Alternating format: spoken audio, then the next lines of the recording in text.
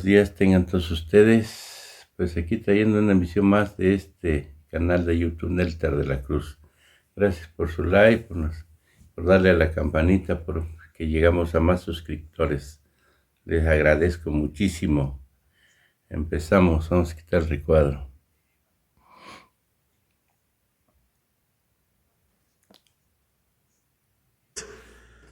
Básicamente unas preguntas sobre esto y luego el general nos informa sobre lo de Sonora y Baja California y abrimos ya para lo general, ¿sí? Entonces, por favor, Sara. Gracias. Gracias, buenos días. Sobre el tema de vacunas, yo quisiera preguntar para cuándo estarían ya las de AstraZeneca que se están envasando aquí. Se había dicho que iban a estar para finales de marzo, principios de abril, si hay algún tipo de retraso porque todavía no se cuenta con esas vacunas. Si hay precisión sobre cuándo llegarían las de Estados Unidos también, por favor. Marcel.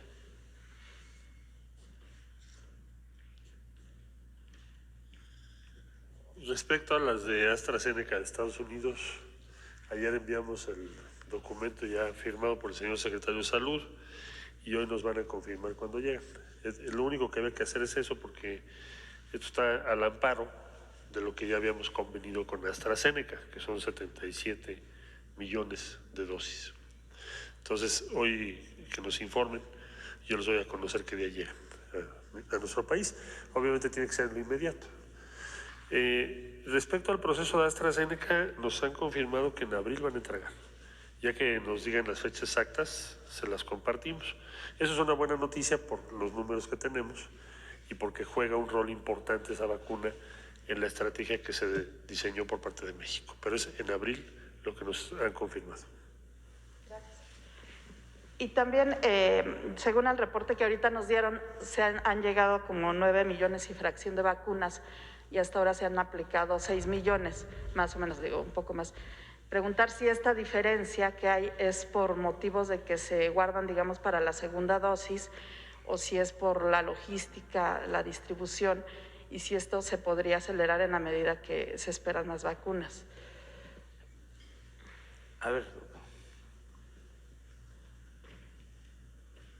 Con gusto.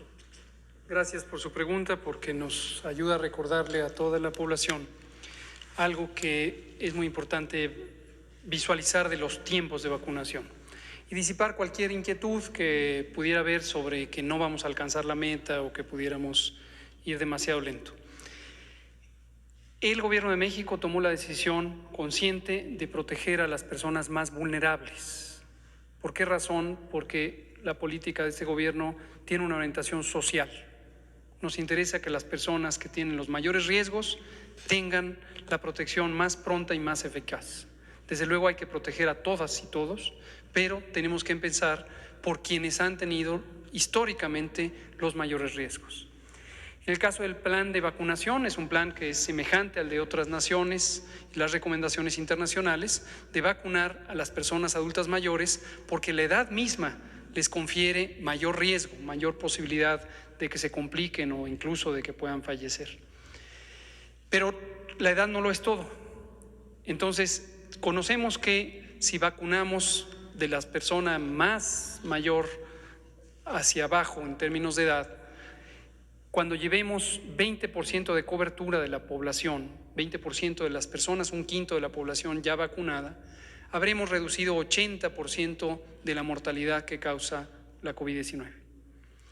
Ahora, en México existen cerca de 15 millones de personas adultas mayores y algunas de ellas, más o menos la cuarta parte, viven en zonas rurales, en poblaciones rurales, en pueblos, en comunidades apartadas de difícil acceso. Y por muchas décadas, por mucho tiempo, estas personas no han tenido los servicios sociales, los servicios públicos, tanto de salud como de todo lo demás, transporte, comunicaciones, etcétera, que les facilite el resolver un problema de salud si es que lo presenta. Entonces, conscientes de eso y también conscientes de que en las zonas urbanas hay zonas donde también hay pobreza, empezamos precisamente por esos lugares. Desde luego, hemos también cubierto simultáneamente a otras zonas donde vive gente con mayor cantidad de recursos, como la demarcación territorial de Miguel Hidalgo, por ejemplo, donde están las Lomas, donde está Polanco. Entonces vamos cubriendo equitativamente a la población. Y respecto a su pregunta sobre la velocidad, aquí viene el punto clave. Cuando vacunamos en zonas rurales, como son pueblos dispersos, es una orografía complicada, los caminos no son fáciles de transitar, las brigadas correcaminos tardan más tiempo en llegar de un pueblo a otro, a otro, a otro. O bien las personas, cuando decidimos invitarlas a que se concentren en algunas de estas comunidades, también tardan más. Y eso nos lleva más tiempo y nos limita para vacunar a muchas personas en cada día. Y hemos estado alrededor de 180,000 personas por día en promedio. Ya más recientemente, arriba de 220,000. Pero ahora con los nuevos embarques que son de mayor tamaño y ya que hemos cubierto una gran cantidad de adultos mayores en las zonas rurales, estamos próximos, en esta misma semana y la que viene, a incluir ya ciudades más grandes, ciudades capitales. Entonces, tener este abastecimiento de lotes más grandes, vienen por millón las de Sinovac, ayer se liberaron casi 1 millón de las de CanSino, más las que llegarán de Pfizer, que llegan alrededor de 600,000 por semana. Esto ya nos permite pasar a ciudades más grandes. Vamos a empezar a vacunar en algunas de las ciudades capitales. Por supuesto, seguiremos en la zona rural y esto ya nos va a permitir estar en los números arriba de 300,000, deseablemente 500,000, quizás 600,000 por día, que es la velocidad que consideramos más apropiada, y la capacidad instalada está. Y las brigadas correcaminos están listas, entrenadas, ávidas de trabajar. Por cierto, les agradecemos mucho a las y los servidores de la Nación, además del personal de salud que está directamente vacunando en las brigadas, porque las y los servidores de la Nación nos han ayudado mucho con toda la operación del operativo Correcaminos. Doctor, y aprovecho para preguntarle sobre el tema de los médicos, porque ustedes dijeron que va a la primera línea de los médicos que están en primera línea, pero han insistido pues que todos los médicos de algún modo están expuestos. Preguntarles si a una vez que terminen con los de primera línea, decía el doctor Alomía hace unos días que ya estaban vacunados algunos de segunda línea, si seguirían con los médicos o si ya los médicos, digamos, generales y de otro tipo tendrán que esperar hasta su rango de edad. Y también habían dicho que iban a valorar el tema de las personas con síndrome de Down. Si se iba a dar una prioridad a estas personas. Muchas gracias también por esa pregunta. Cada vez que nos preguntan esto y nos hablan de médicos y médicas, recordamos que las y los trabajadores de la salud no solo son médicos. Hay también enfermeras, hay también camilleros, hay también recepcionistas, hay también personal de laboratorio, inmunoterapeutas, técnicos de rayos X, etcétera. ¿Y por qué nos gusta enfatizarlo? Porque médicas y médicos en general, no todas, desde luego, pertenecen a un sector social en términos socioeconómicos que tiene una red de apoyo, se podría decir, tiene capacidad de hacerse escuchar. Y entonces el clamor de algunos grupos sociales ha sido médicas y médicos. Pero también la afanadora que trabaja en una unidad COVID tiene riesgos y pertenece a un sector social en donde no tiene demasiados defensores, demasiados promotores. Para nosotros, las y los trabajadores de la salud son toda una familia, todo un conjunto.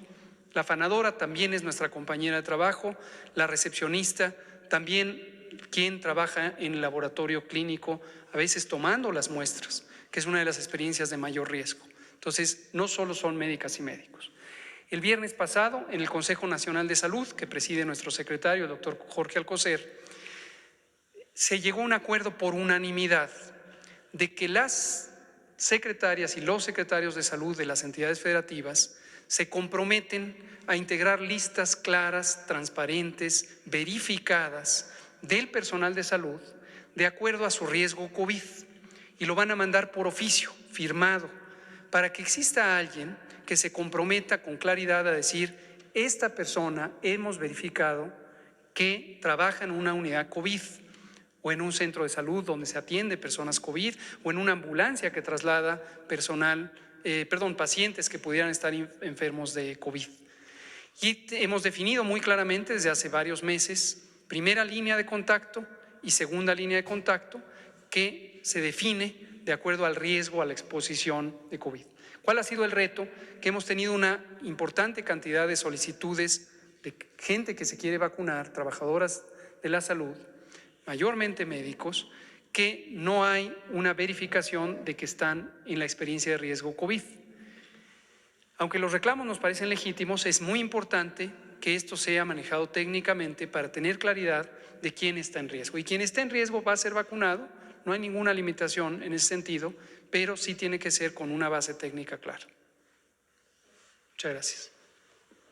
Presidente, tengo otra pregunta para el canciller, un poco ya más enfocada al tema de la frontera y la vacunación. No sé si de una vez o… ¿Vacuna?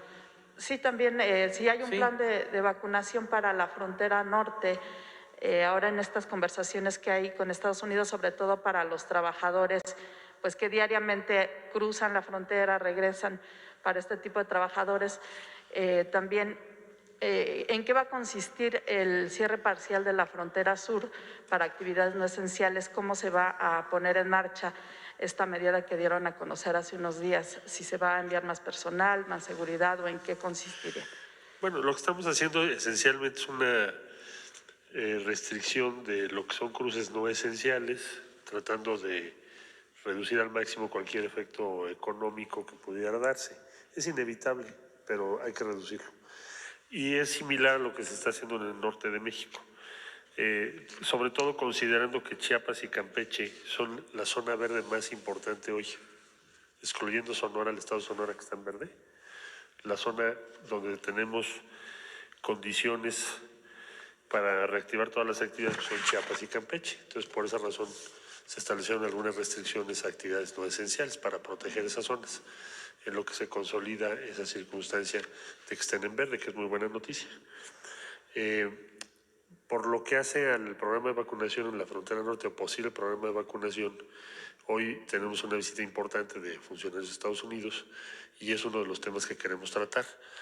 No solo ese, sino cuál va a ser la evolución en los próximos meses, porque ya llevamos un año de restricciones en el caso de la frontera norte. ¿Cuál va a ser la estrategia que se piensa seguir o que podemos convenir para que vayamos recuperando las actividades económicas en la franja fronteriza, en nuestra región fronteriza, tanto de Estados Unidos como de México? Y una vez que tengamos resultados de esa conversación, las daremos a conocer también.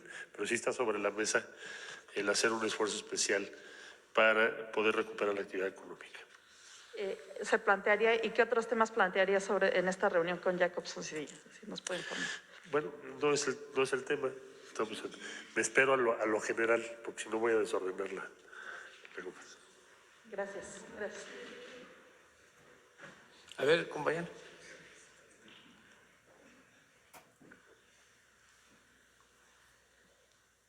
¿Qué tal, presidente? Buenos días, Carlos Calzada de Radio Educación. El asunto de la vacuna tampoco está exento de lo político, presidente. En este sentido, se ha dado la situación de que el Tribunal Electoral del Poder Judicial de la Federación ha reconvenido a Morena por estar haciendo, a su decir, uso electoral precisamente de la vacuna, e incluso los senadores del PAN presentarán una demanda en contra de este partido, presidente, porque lo acusan de hacerse uso electoral de la vacuna, que está haciendo el gobierno un uso electoral de la vacunación. Me gustaría conocer su opinión al respecto, presidente. Pues no hay opinión sobre eso, porque si no, nos meteríamos a un debate que no conviene. Solo decir que no somos iguales.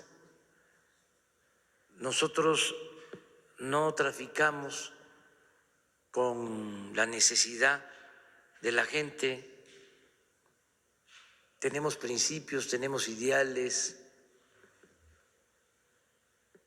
y esto es un asunto muy serio que demanda de mucha responsabilidad. La vacuna es para todos y nos toca a nosotros resolver la distribución y la aplicación porque es nuestra función, nuestra tarea. Y hemos hecho un buen trabajo entre todos.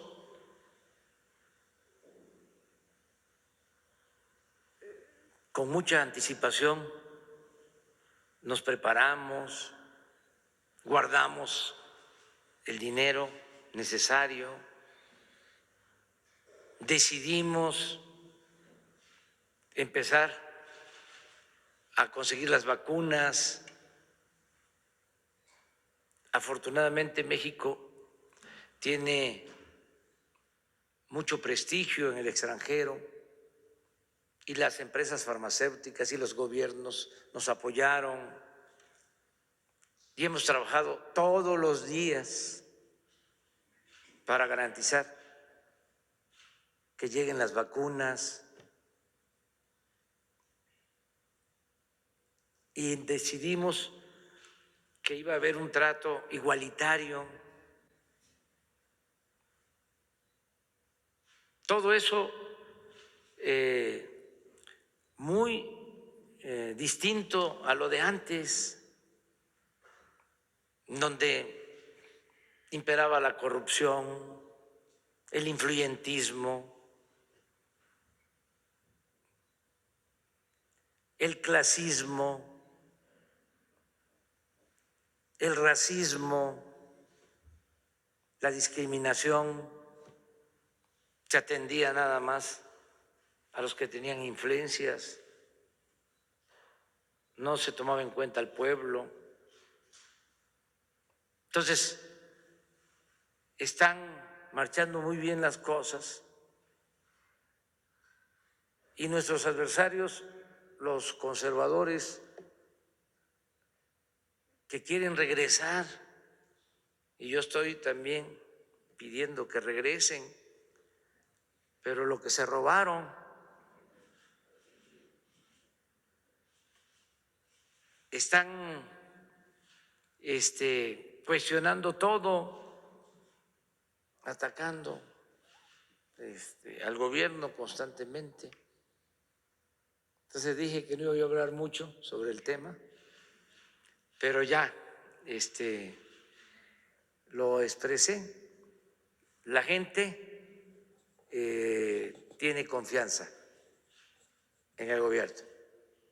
Bien, presidente, por otra parte, se han dado algunos cuestionamientos y algunas quejas de personas que dicen que cómo no se han dado a conocer algunos los resultados o cómo va el asunto de las indemnizaciones que se iban a dar por familia a por personas que hayan muerto por COVID-19. No sé si tendrá algún informe. ¿Cuántos apoyos se han otorgado hasta el momento y cómo va este asunto, presidente? Pues podemos informar, se va avanzando. Yo le voy a pedir a Jesús que hoy dé a conocer un informe sobre cuántas personas han recibido apoyo, han sido beneficiadas con ese programa. Y ya por último, presidente, bueno, también para el doctor López-Gatell en más bien este sentido. El asunto de la vacunación, si bien como dice, es universal, a veces se enfrenta con problemas como cuestiones religiosas. Por ejemplo, en Chiapas, en ciertas regiones, nada más se fueron a vacunar el 35% del padrón de adultos mayores y muchos aducían al asunto de cuestiones religiosas o morales. ¿Qué hacer en este caso para incentivar que las personas precisamente acudan a vacunarse? Gracias. Primero, respetar las libertades. Nadie puede ser obligado. Es voluntario.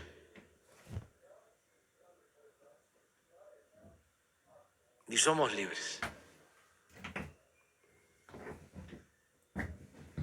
Convencer, eso sí, persuadir que es importante la vacunación. y que ayuda a protegernos. Y la vacuna es segura, no produce reacciones graves, no tiene un efecto secundario que vaya a afectar el organismo.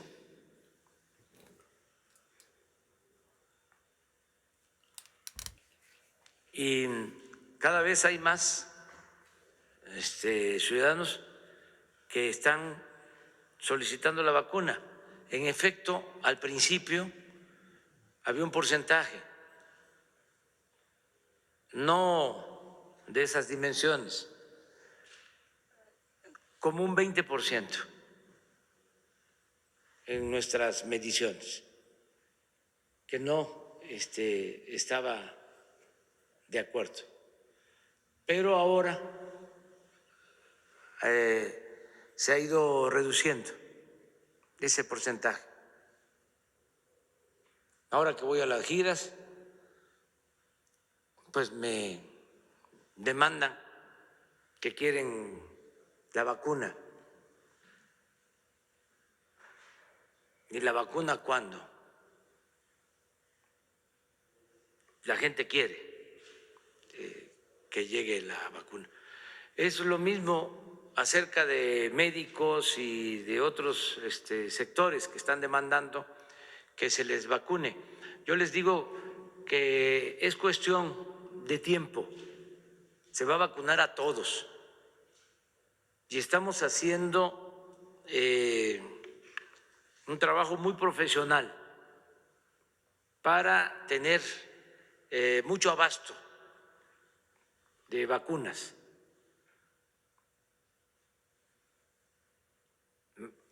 Esto que se logró de la vacuna CanSino, pues es el único país fuera de China, en América Latina, el primer país en envasar vacuna.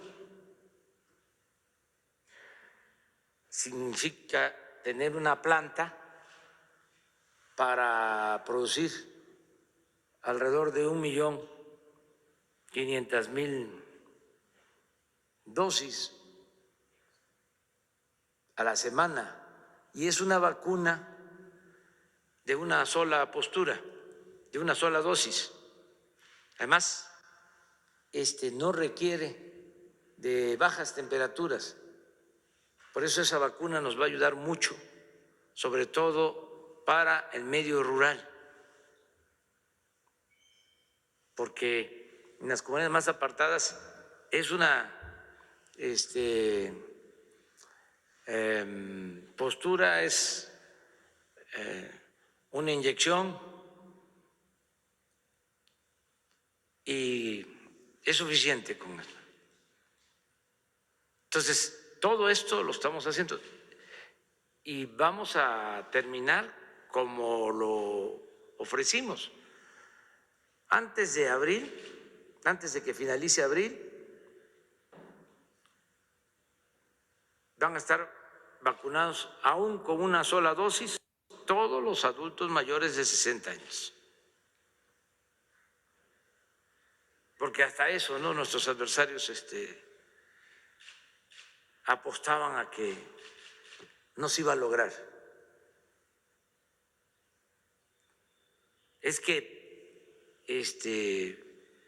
pues no saben que trabajamos desde muy temprano hasta muy tarde. Ayer tuvimos una reunión en la noche, todo el sector, todos los que estamos aquí, más 20 servidores públicos de relaciones, de Marina, de Defensa, de Salud, todos. Esto lo hacemos lunes y jueves, pero todos los días desde hace meses